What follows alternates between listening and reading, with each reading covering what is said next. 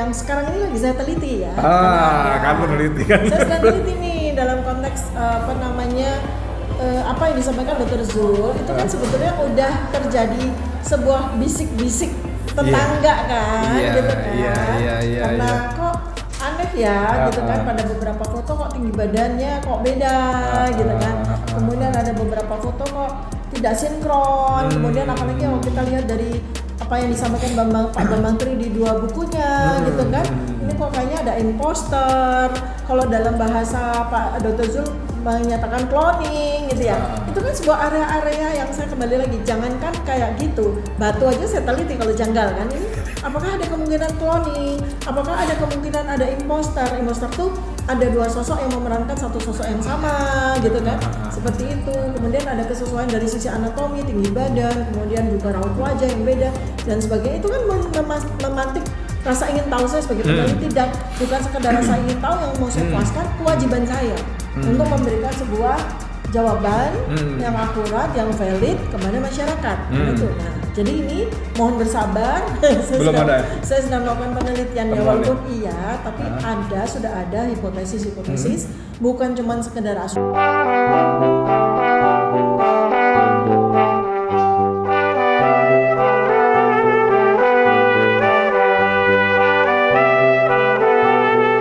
Om, yuk, ini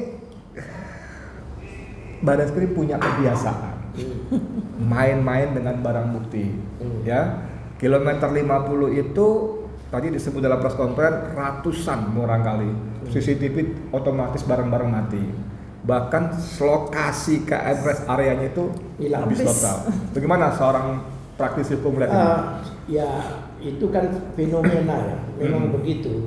Yang kami tidak menuduh ya, tapi fakta-fakta itu seringnya setiap ada kasus besar yang seperti di kantor agraria dan sebagainya, ada kebakaran, itu selalu ada seperti itu, ya kan, seperti itu. Artinya ada yang terbakar, ada yang dibuyarkan dan sebagainya, ya kan.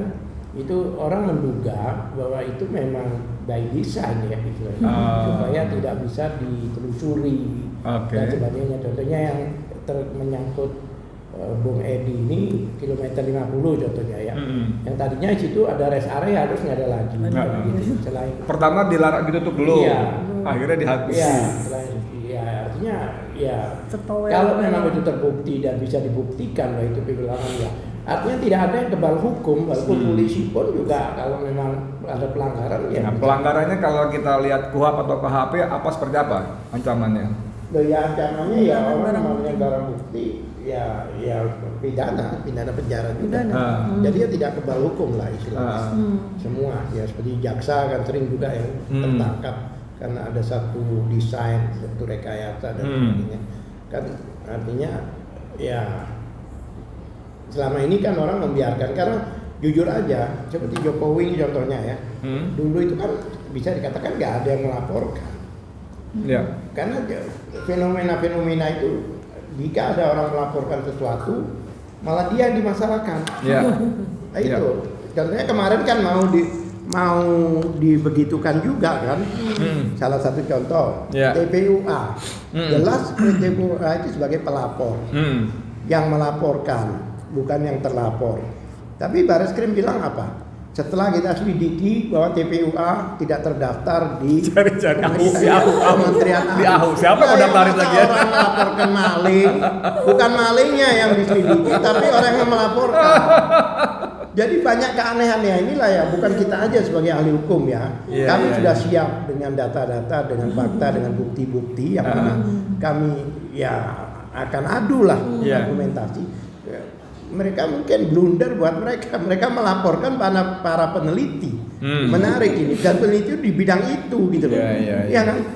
Ya, buktinya Resmond contohnya. Resmond ini kan sangat sebagai seorang dokter sering digunakan sebagai ahli di persidangan, bahwa yang fenomena dulu Jessica itu kan dia juga itu sebagai ahli yang dihadirkan.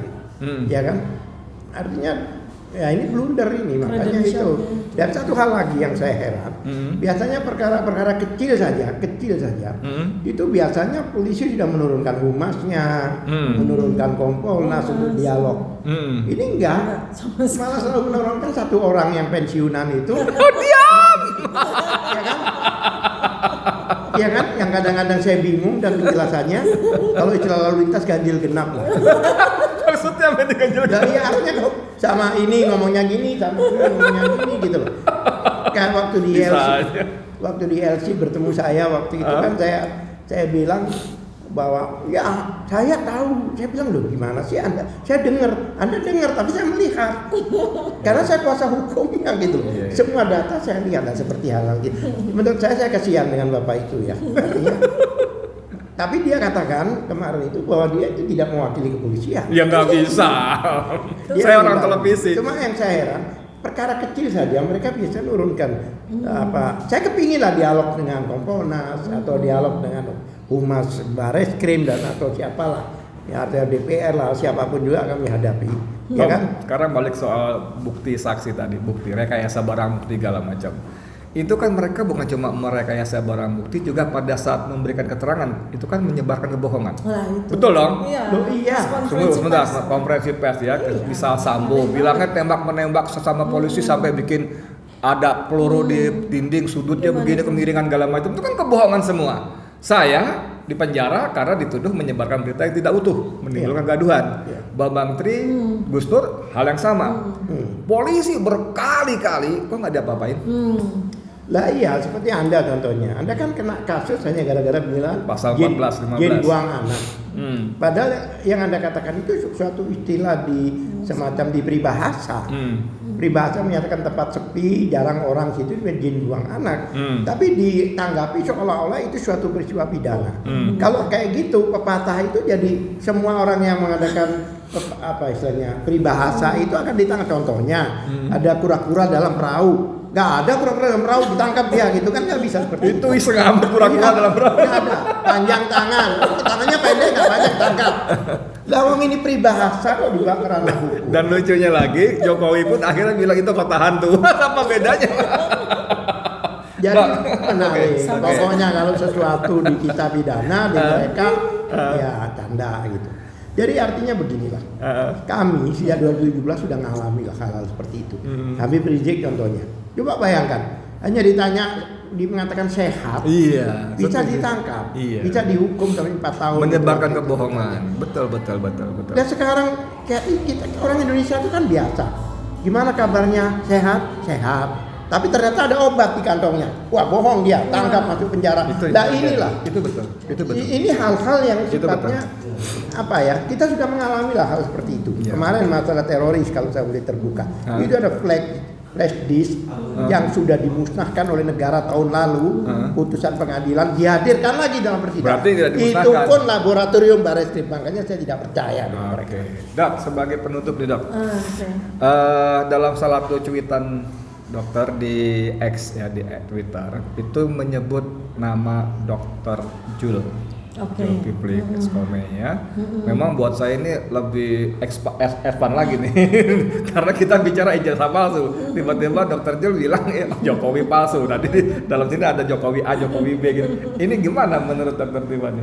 Ya, ini adalah sebuah area ya, sebuah spot yang sekarang ini lagi saya teliti ya.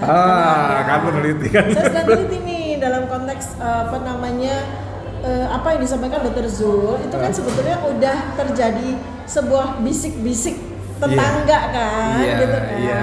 Karena kok aneh ya, gitu kan. Pada beberapa foto kok tinggi badannya kok beda, gitu kan. Kemudian ada beberapa foto kok tidak sinkron. Kemudian apalagi kalau kita lihat dari apa yang disampaikan Pak Bambang Tri di 2 bukunya, gitu kan.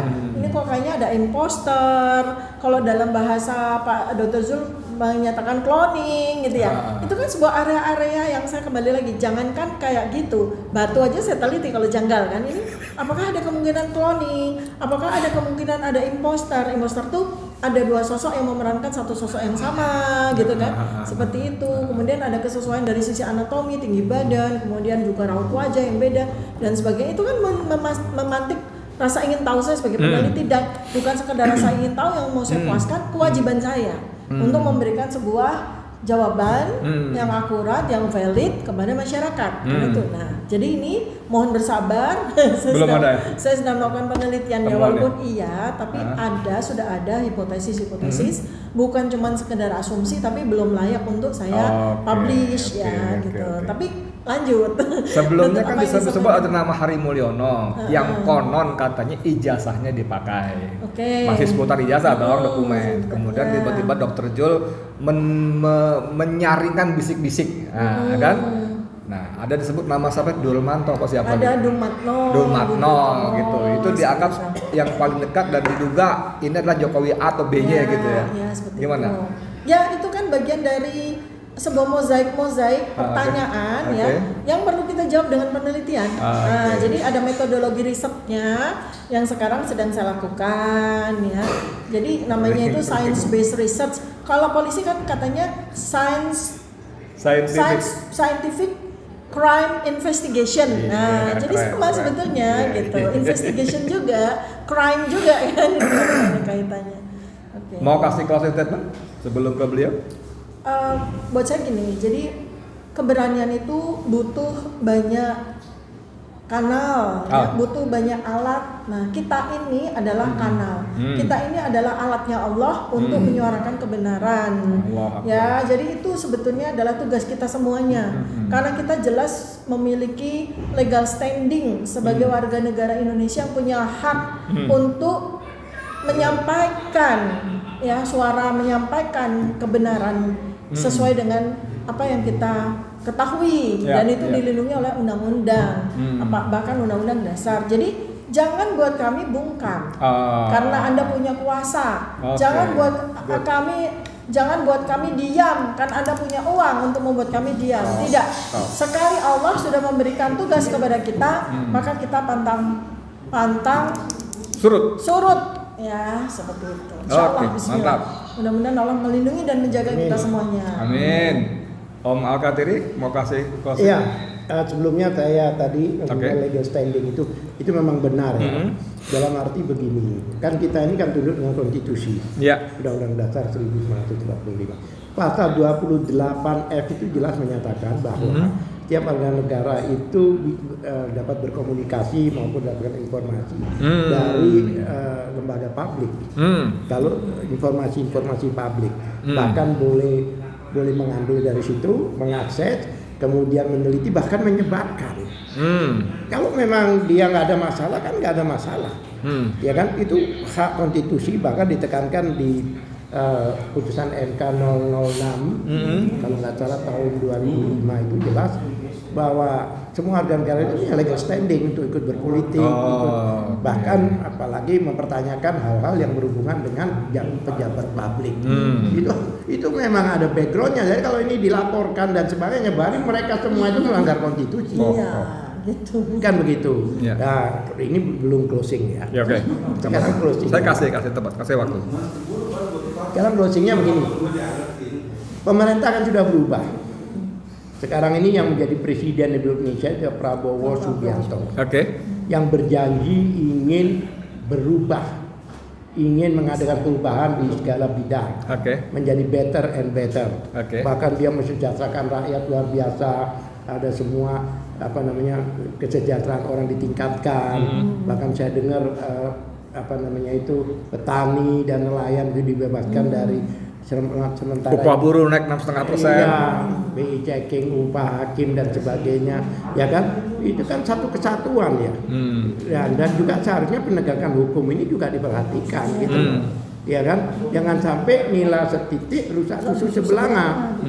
Seharusnya komprehensif ya, apalagi sekarang masalah ijazah palsu ini bukan hanya masalah 5-6 orang yang dilaporkan itu, tapi sudah merupakan adalah masalah bangsa Indonesia secara menyeluruh, ya kan?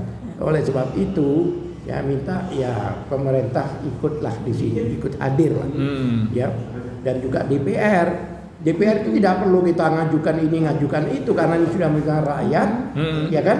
Dia harus proaktif. Caranya panggillah mereka itu, Kapolri, panggillah Bareskrim, temukan kita, ya kan? Hakimi kita di Komisi 3 sana, ya kan? Ya kan jelas, rakyat kan ingin tahu. Ya. Rakyat tidak mau ke pengadilan sebenarnya, karena ini masalah hak konstitusi. Ya kan? Ini sudah konstitusi dilanggar, undang-undang dilanggar, Perkapolri dilanggar, semuanya dilanggar. Ya. Beliau ini kan laporannya Egy Sujana kemarin itu kan saksinya beliau ini, ya kan? Padahal ketentuannya baik pelapor maupun saksi itu tidak boleh dilaporkan kembali, apalagi dengan pasal pencemaran nama baik. Oke. Ya kan? Ya. Nah ini mau penegakan hukum atau tidak? Kalau sudah hukum tidak ditegakkan, kemudian keadilan berpihak. Contohnya, kemarin teman-teman ada yang 12 jam diperiksa, Jokowi tidak sampai 1 jam. Sama-sama klarifikasi, ya kan? Kan beliau kan bukan anu lagi, beliau Jokowi lah, kalau dulu beliau lah. Iya, Jokowi ini kan sudah warga negara biasa, ya kan? Kalau dia dianggap sebagai warga negara, sebagai pejabat kembali karena dia ada pengawas dan antara, berarti dia tidak bisa memasukkan pasal 75 Pencemaran nama baik. Pencemaran nama baik IT. Oke. Karena untuk pejabat tidak boleh melaporkan itu. Oke. Ya kan? Tapi kan tetap aja itu digunakan pasal 75B itu. Kalau nggak salah itu. Itu SSG, judulnya SSG, suka-suka gue.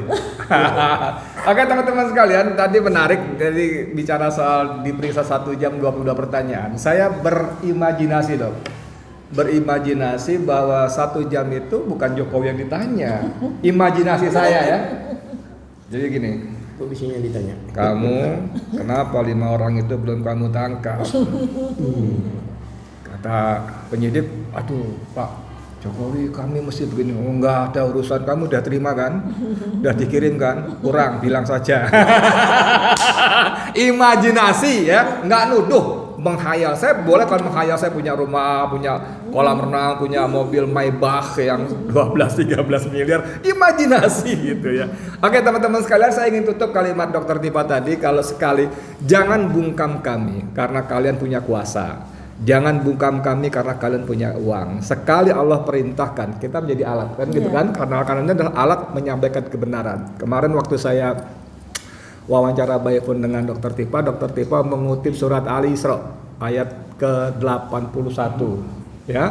A'udzubillahi minasyaitonirrajim wa qul ja'al haqqu wa zahaqal batil innal batila kana zahuqa. Jadi kebenaran itu baru bisa muncul bila didatangkan, diusung, didatangkan, dibawa, diusungkan. Alhamdulillah, mudah-mudahan kita semua adalah bagian yang Allah pilih. Amin. Ya, Amin. untuk membawa kebenaran, mengusung kebenaran sehingga kebatilan akan hancur. Amin ya. Amin. Demikian, mudah-mudahan bermanfaat. Saya Edi Mulyadi. Assalamualaikum warahmatullahi wabarakatuh. Waalaikumsalam warahmatullahi wabarakatuh.